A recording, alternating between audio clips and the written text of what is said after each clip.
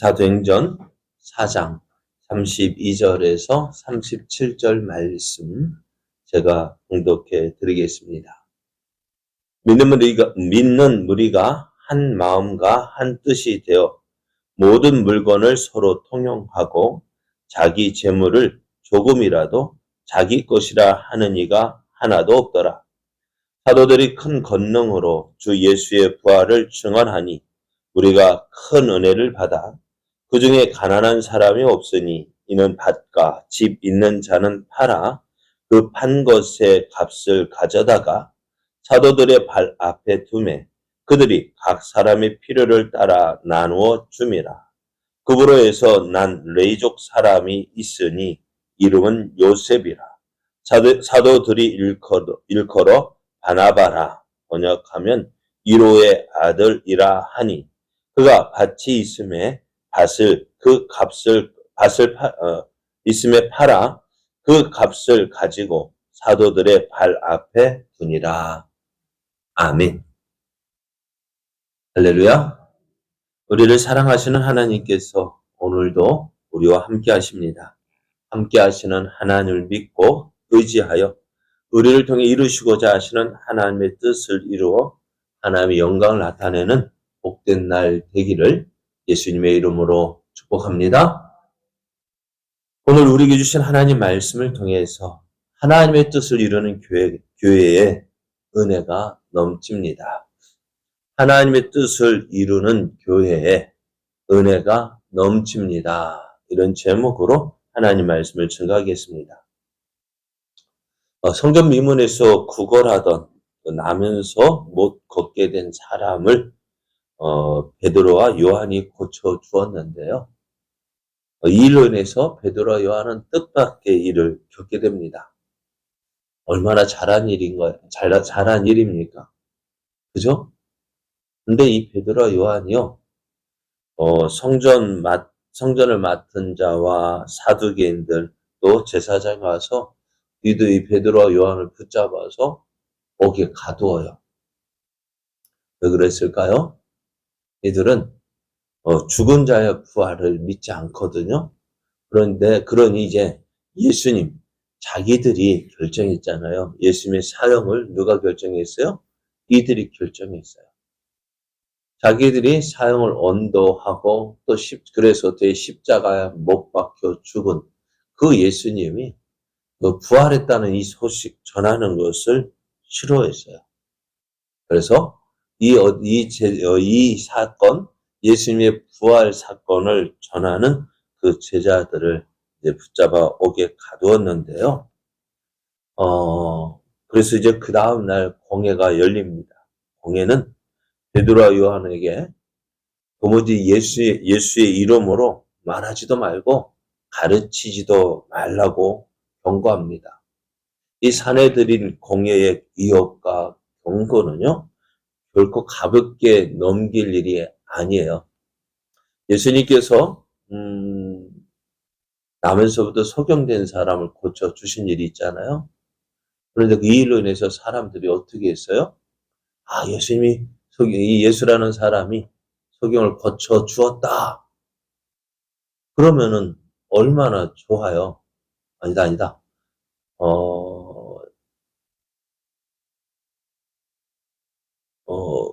잠깐만요. 갑자기 생각이 나서 그랬는데, 예수님께서 예루살렘 올라가셨을 때 무슨 못이 있었죠? 베데스다 못에 그 사람을 거기에서 안전뱅이를 고쳐 주었잖아요. 그런데 그것을 어떻게 해요? 사람들이 뭐라 해요? 이 사람을 어떻게 고쳐 주었느냐? 따집니다. 또 그날이 안식일이었어요. 이것을 가지고 사람들이 이 일을 가지고 어떻게 예수님을 믿으면 좋겠는데 예수님을 믿지 않아요. 오히려 예수님을 핍박해요. 오늘 그와 같이 오늘 베드로와 요한도 그 예수님이 행하셨던 그러한 일들을 행했어요. 나면서부터 걷지 못했던 이 사람을 고쳐 주었어요. 그러면 어떻게 이 일을 통해서 누구의 이름? 예수님의 이름으로 이 일을 했다면은 믿어야 되잖아요. 그런데 어떻게 사람들이요? 고집 중에 왕고집이 뭡니까? 참 고집 세요. 눈앞에 일어난 그 일을 보면서도 믿지 않아요.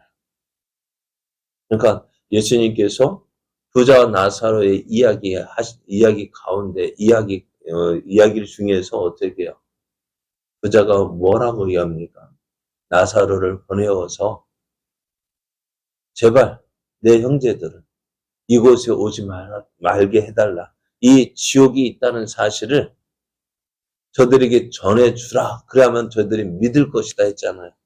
예수님, 아브라함이 뭐라고 이야기합니까?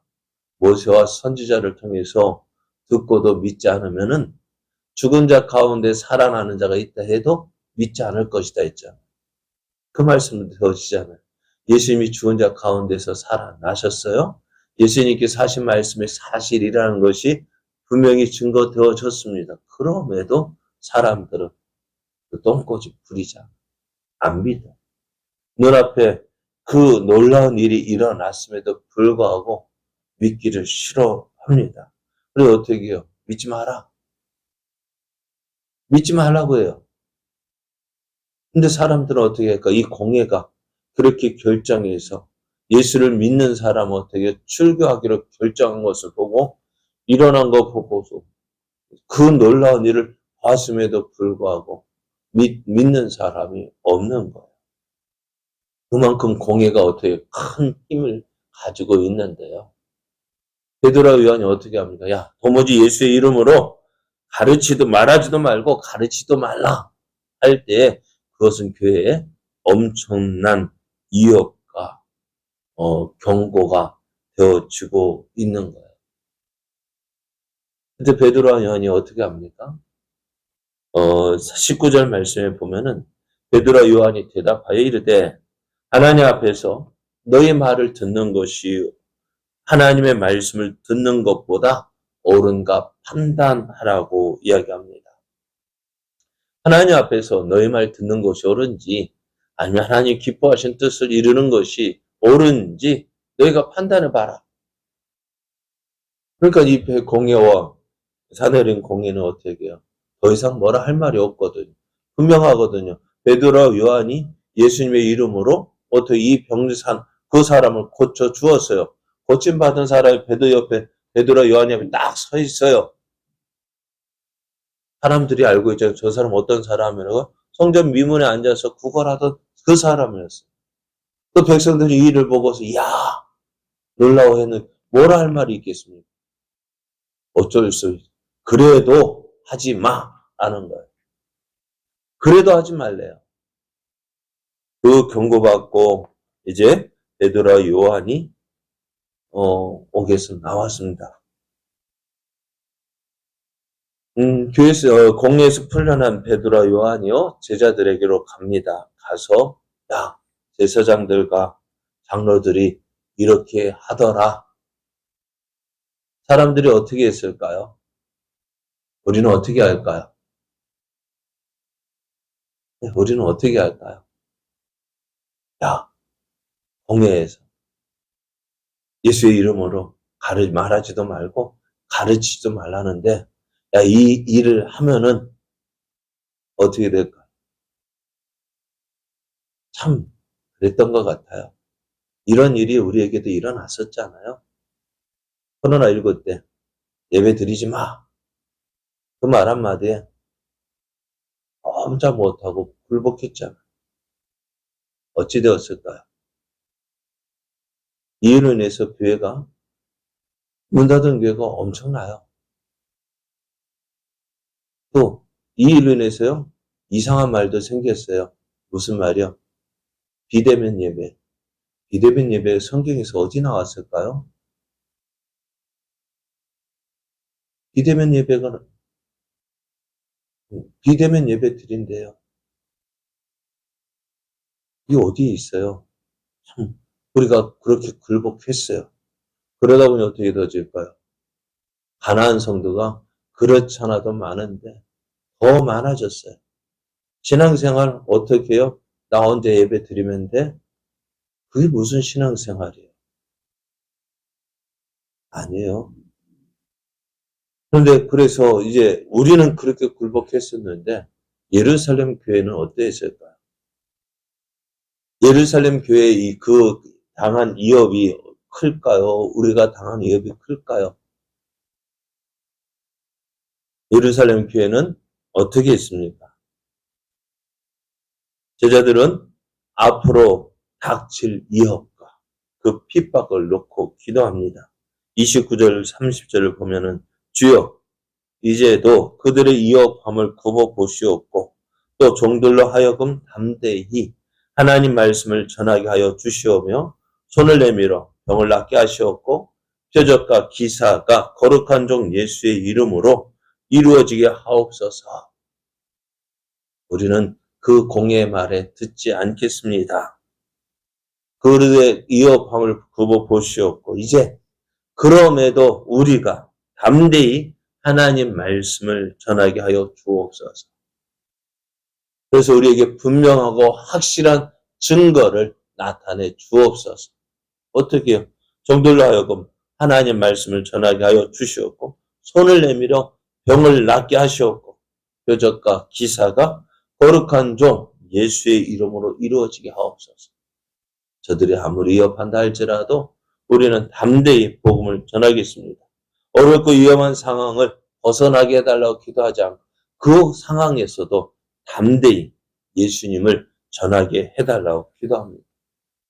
이런 제자들의 기도에 하나님은 성령 충만으로 응답해 주셨습니다. 교회를 그래서 이제 예루살렘 교회가 어떻게 되어졌을까요? 성도들이 떠났을까요? 교회가 문을 닫았을까요? 아닙니다. 32절을 보면은요. 믿는 무리가 한 마음과 한 뜻이 되어 모든 물건을 서로 통용하고 자기 재물을 조금이라도 자기 것이라 하는 이가 하나도 없다고 했습니다. 어려움을 당하면 사람들의 마음이 흩어지게 되어 있습니다. 사람들의 마음이 나뉘어져요. 어떤 사람은 그래도 해야지. 야, 어떻게 이 어려울 때 어떻게 그러냐. 잠깐만 피하자. 그래서 교회가요 나뉘어지는데요. 그러나 예루살렘 교회는 어떻게 되었을까요? 어려움을 당하니까요. 한 마음과 한 뜻이 되었습니다. 하나가 되었습니다. 서로 기도하고 또 그래서 어떻게 성령 충만함을 입어서 하나가 되어지고요. 그것이 이제 서로를 섬기려는 모습으로 나타났습니다. 예루살렘 교회는요, 재물이 있는 사람도 있고요, 없는 사람도 있었습니다. 그런데 교회는요, 가난한 사람이 없었다고 했어요. 왜요? 자기 재물을 자기 것이라고 하는 이가 하나도 없었어요. 바깥 집 있는 사람들이요, 그것을 팔아서요, 사도들에게 맡겼고, 사도들은 각 사람의 필요를 따라서 나누어 주었어요. 그러니 교회는 어떤 사람, 부자도 있었지만은 가난한 사람들은 없었다고 했습니다. 어려움을 당할 때 사람들의 마음이 흩어집니다. 하지만 예루살렘 교회는 그렇지 않았습니다. 오히려 사내들인 공예가 하지 말라고 경고한 그 예수님의 부활을 증언합니다. 이렇게 예수님의 부활을 증거할 때 우리가 큰 은혜를 받았고요. 그래서 교회가 어떻게 되어졌을까? 하나가 되어지고요. 또 교회는 어려울 때 있어요. 그 어려운 때에도 더욱더 부흥되어지고 성장되었습니다. 은혜가 뭘까요? 은혜는요, 사람과 마음의 기분에 맞추고자 할 때 받는 것이 아니에요. 은혜 받았습니다. 여러분, 은혜 받았다는 말을 우리가 하는데요. 그 말을 우리가 주의 깊게 해야 돼요. 은혜 받았다는 말이 뭘까요? 내 마음에 들었습니다. 그 마음에 들었다는 거예요. 물론 그래요. 하나님께서 말씀을 들을 때에 그 말씀을 통해서 내 마음을 만져주시고 위로해 주시고 힘을 더해 주셔요. 그러면 그거 받았으면 어떻게 될까? 변해야 되는데요. 그냥 내 마음에 들어요. 그것에 끝나는. 아니요. 진정한 은혜는요. 변화가 있어야 돼요. 은혜는요. 하나님의 뜻을 알았으면은요. 어떻게 해요? 그 하나님의 뜻을 따라서 행하는 거예요. 사도들이 하나님의 뜻을 따라서 말씀을 증거했고 또 교회가 움직였어요. 그리할 때 하나님의 역사가 일어나고 하나님의 뜻을 이루어 갈 때 그것이 내 마음에 기쁘고 즐거울 그것이 은혜가 되어지는 거예요. 예루살렘 교회는 어렵고 힘들 때 하나님의 마음을 알았어요. 하나님이 무엇을 원하시는지 알았어요. 어려울 때 하나님 내가 무엇을 해야 합니까? 하나님 이때에 교회가 무엇을 해야 되고 또 우리가 무엇을 해야 합니까? 하나님께 그것을 물었고 이제 그 뜻을 이루어 갈 때에 하나님은 그 예루살렘 교회를 기뻐하셨어요. 그리고 어떻게 하셨을까요? 하나님께서 교회에 은혜를 주셨어요. 33절을 보면 사도들이 큰 권능으로 주 예수의 부활을 증언하니 우리가 큰 은혜를 받았다고 했어요. 그렇습니다. 우리가 하나님의 마음을 알아서 하나님의 뜻을 이루어가는 것이 그것이 우리가 해야 할 일이고 그리할 때 하나님께서 은혜를 주시는 거예요. 신앙생활은 어떻게 하는 거라고요? 내 생각을 따라서 하는 것이 아니라 하나님 말씀 따라서 하나님 마음을 알고 그 뜻을 이루어가는 것이 신앙생활이고 그리할 때 은혜가 넘치는 거예요. 내 생각대로 하면은 잘 될 것 같지만은 그렇지 않아요. 하나님 진정한 신앙생활은 하나님의 뜻을 아는 것이고 그 뜻을 이루어가는 것이 신앙생활이고 그리할 때 은혜가 넘치는 그리할 때 어떻게 교회가 그렇게 할 때 부흥 되어지는 거예요. 우리의 신앙생활이 이러한 믿음의 모습 되기를 원합니다. 하나님의 뜻을 알아가고요. 그 뜻을 이루어 가기를 힘쓰는 믿음의 그 모습, 그것이 하나님을 기쁘시게 하고 또 우리가 그렇게 살아가고 또 교회가 그렇게 나아갈 때 우리의 삶이 은혜가 넘치고요. 교회가 은혜가 넘치는 교회가 되어지는 거예요. 그래서 이러한 우리의 삶이 되어지듯 하나님, 우리가 어려울 때일수록 그 어려움을 피하는 것이 신앙의 목적이 아니라 그 어려움 가운데서 하나님의 뜻을 이루어가는 우리가 되게 하시고 우리 교회가 되어져서 하나님의 크신 은혜 받아 하나님의 영광 나타내는 교회 또 우리의 삶 되어지게 하여 주옵소서. 기도하며 나아가는 그래서 하나님의 살아계심을 나타내는 우리들 되어지기를 예수님의 이름으로 축복합니다.